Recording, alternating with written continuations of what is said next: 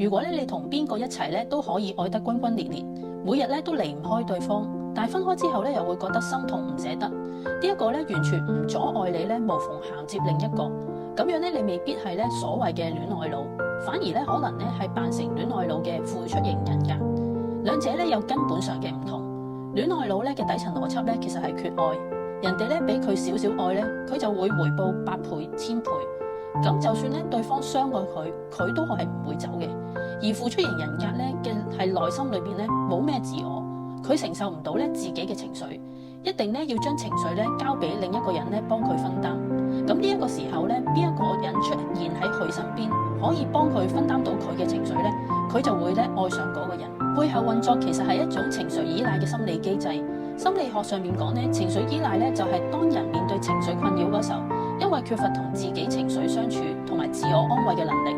只係可以咧靠同人哋嘅互動咧去減少自己嘅情緒體驗。簡單嚟講咧，就係自己搞唔掂自己嘅負面情緒，就要揾人咧去支持同埋去安慰自己。如果咧只係將人哋嘅支持去調節情緒嘅一部分咧，其實都好正常嘅。但係付出型人格嘅問題在於咧，佢哋除咗依賴人之外咧，就冇乜其他嘅方法咧去面對自己嘅情緒。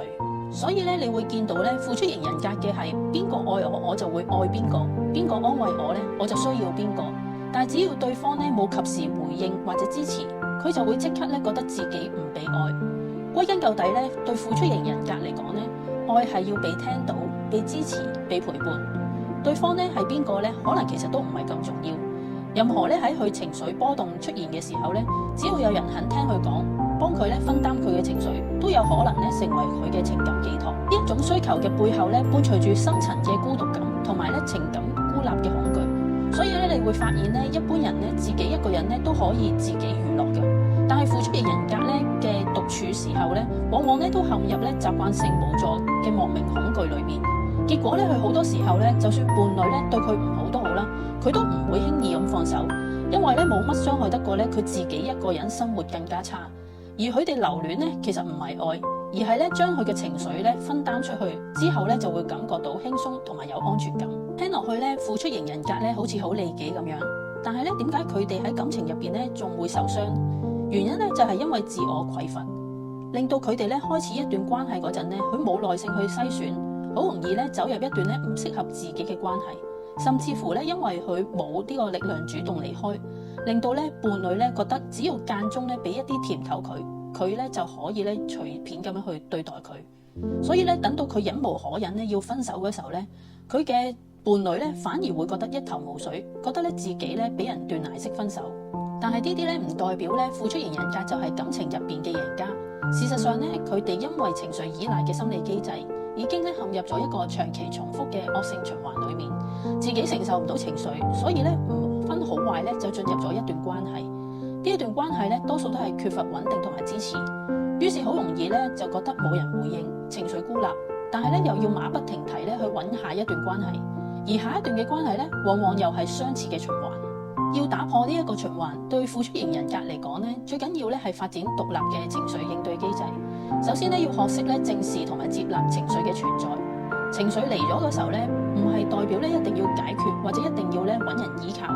佢可能咧只係反映咗你內在裏邊某種嘅需要。咁你可以咧同自己傾下偈，去發掘一下。例如咧憤怒嘅背後，可能你需要嘅係專業；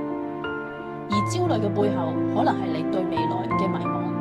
當你咧能夠咧睇到你自己嘅需要咧，就唔使急於咧人哋去俾意見你。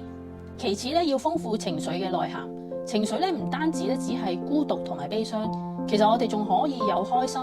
喜悅、幸福、滿足呢啲情緒咧，一直都係我哋值得重視同埋去記住嘅。只要咧當你咧唔單止係淨係睇到受傷嘅自己，仲可以咧睇到我哋積極同埋有力量嘅自己，咁你就會發現咧原來愛唔只係得陪伴，仲有咧可以有更多豐富嘅內容喺裏面。佢可以咧係信任嘅放手，亦都可以咧係分別之後咧久別重逢呢種喜悅，亦都可能係咧喺你眼中裏面咧睇到自己最豐盈同埋最真實嘅自己。如果咧你都唔想咧淨係依賴陪伴，唔想咧再受呢個傷害，可以留言 PM 我，畫一幅畫俾我，等我咧幫你咧畫出你內在嘅力量。